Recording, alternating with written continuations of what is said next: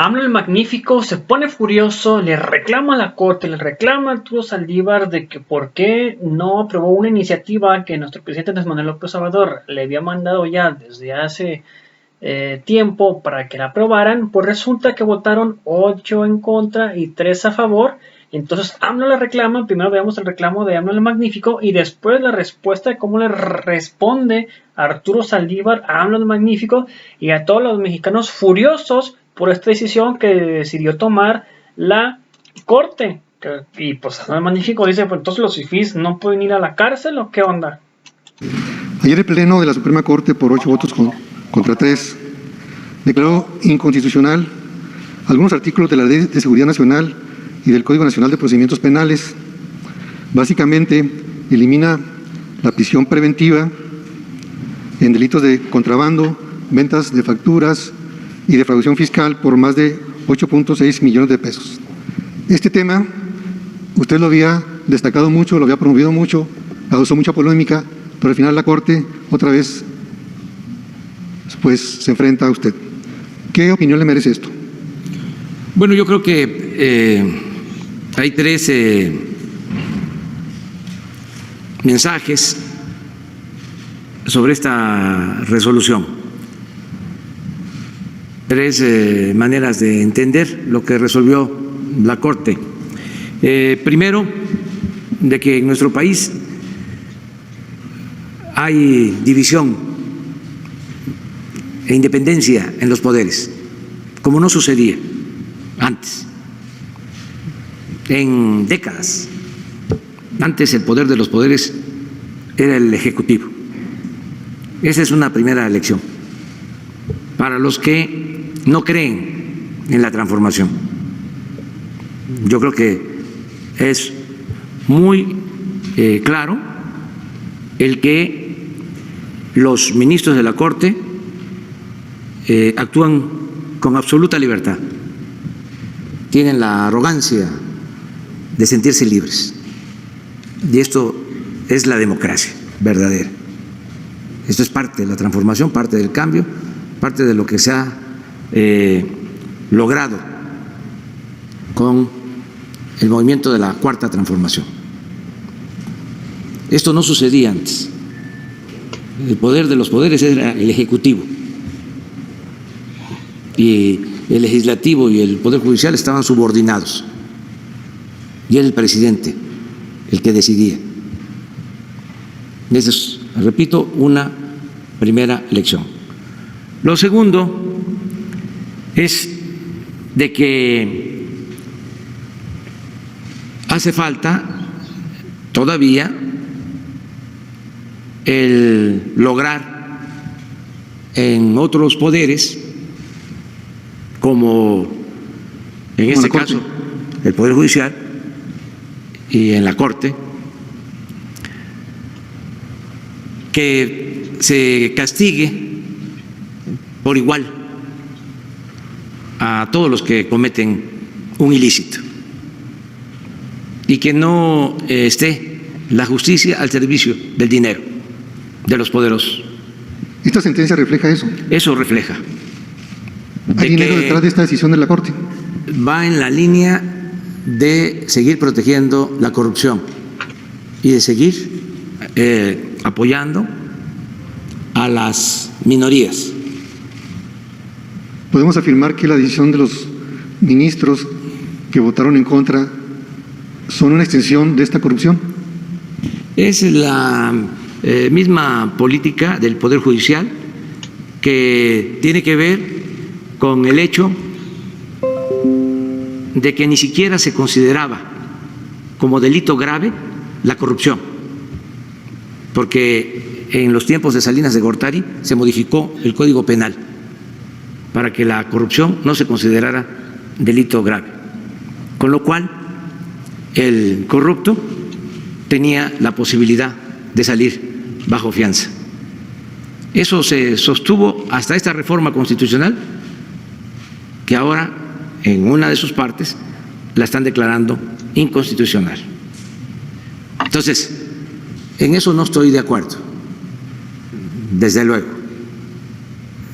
Creo que es seguir protegiendo a las minorías y castigando solo a los que no tienen agarraderas, influencias o no tienen con qué comprar su inocencia. Me parece que no se actuó bien. Esto es parecido a lo que hicieron los ministros cuando negaron que se consultara al pueblo para preguntar si estaban de acuerdo los mexicanos en que se reformara la Constitución para la privatización del petróleo. Y la resolución de la Corte en ese entonces, en el sexenio pasado, fue que no procedía porque se afectaban los ingresos del gobierno.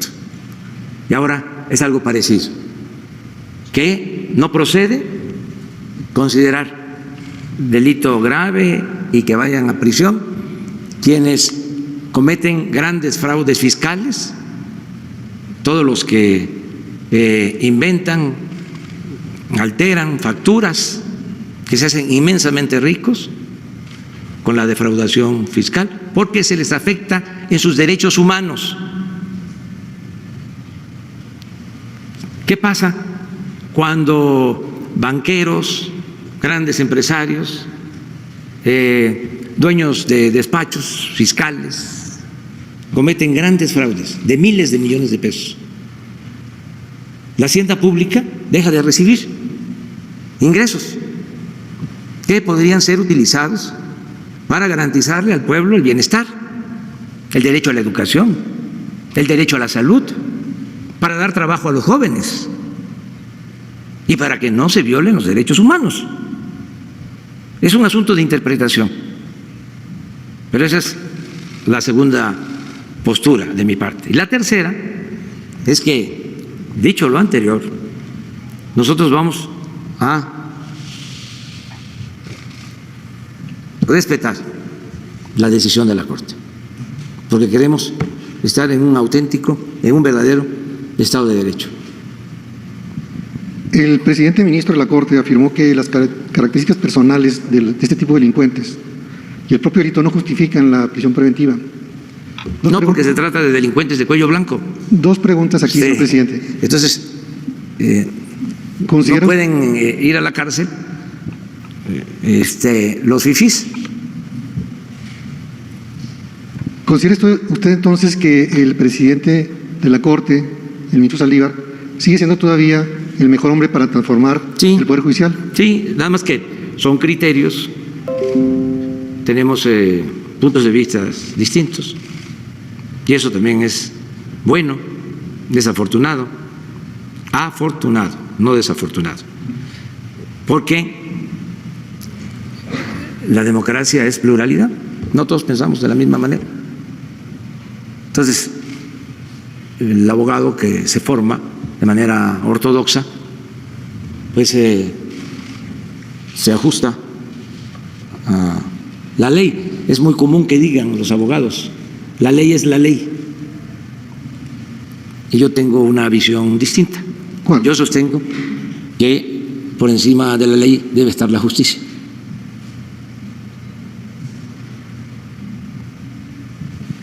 Y aún así sigue pensando en no hacer alguna propuesta constitucional donde se establezca por principios que la Corte regrese a lo básico, que es impartir justicia en el sentido estricto, darle a cada quien lo que le corresponde Yo espero que y buscar el bienestar general. todavía es tiempo para que se reforme el Poder Judicial, que lo hagan ellos mismos.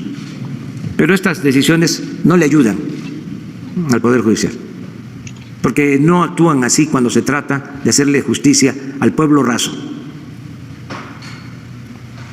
¿Y quién va a defender al pueblo raso entonces, señor presidente? La misma gente y la democracia. Va a llegar el momento en que los jueces, magistrados, ministros van a ser más sensibles y van a tener una dimensión social y van a poder hacer justicia sin apartarse de la legalidad. Pero es un proceso. Es que no solo fueron los 36 años de predominio de la política neoliberal, esto viene de lejos, viene desde el porfiriato. No pudo la revolución acabar con estos sistemas. políticos verticales de protección a minorías. Acuérdense de que hasta hace poco el gobierno estaba tomado por un grupo que se sentían los dueños de México, una oligarquía que se creó cuando Salinas de Gortari. Salinas creó un grupo compacto para dominar México a partir de que entregó los bienes del pueblo y de la nación a sus allegados.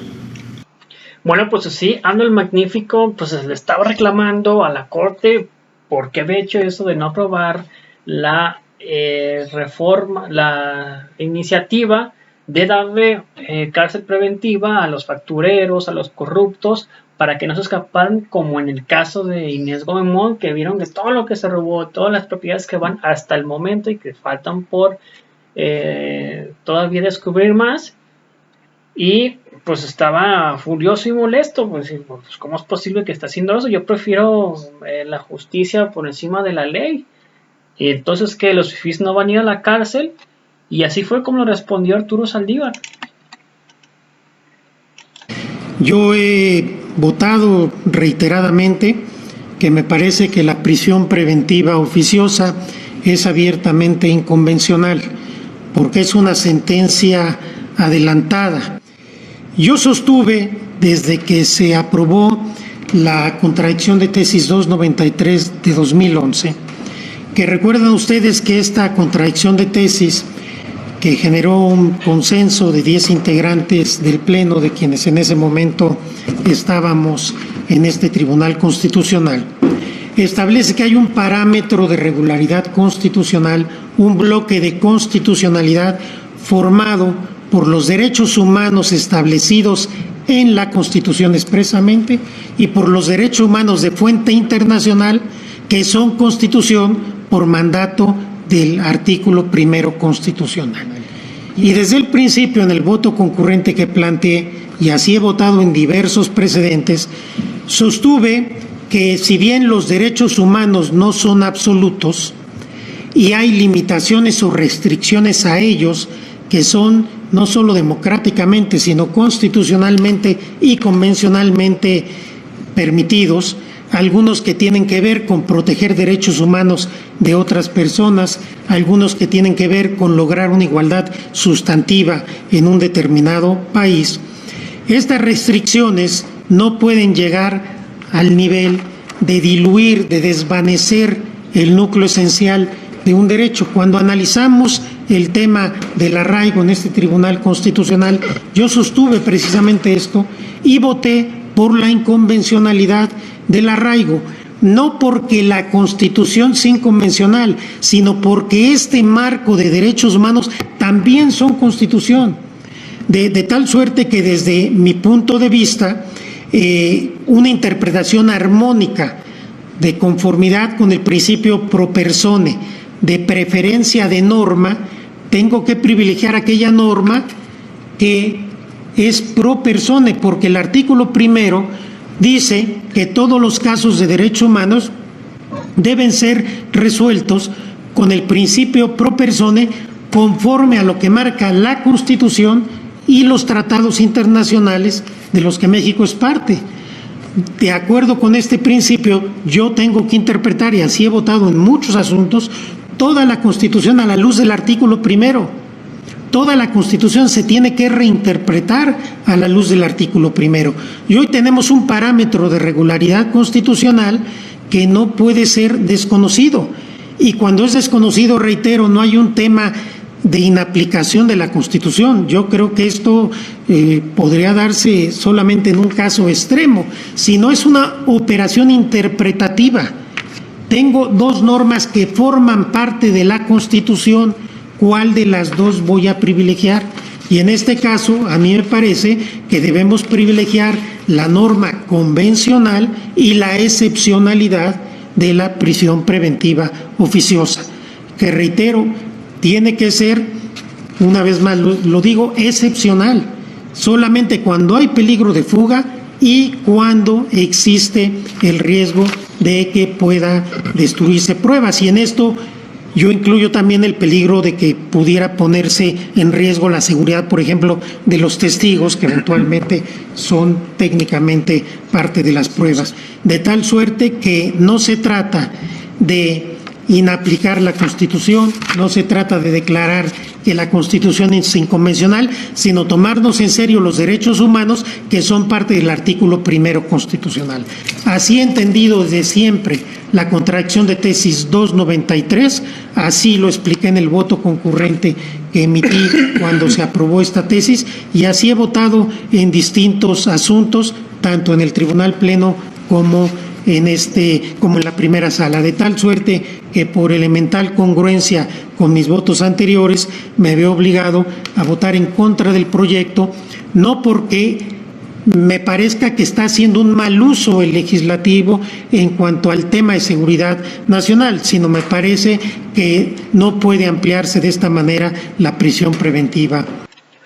Y ya después, aparte de poner este video en respuesta a AMLO el Magnífico, pone este tweet donde dice que la mayoría de las personas sujetas a prevención preventiva oficiosa son de escasos recursos y se trata de una condena sin sentencia, por lo que la regla general castiga a la pobreza, donde debemos avanzar hacia a una regla general castigando la pobreza. Debemos avanzar hacia un sistema que establezca la previsión preventiva como excepcional.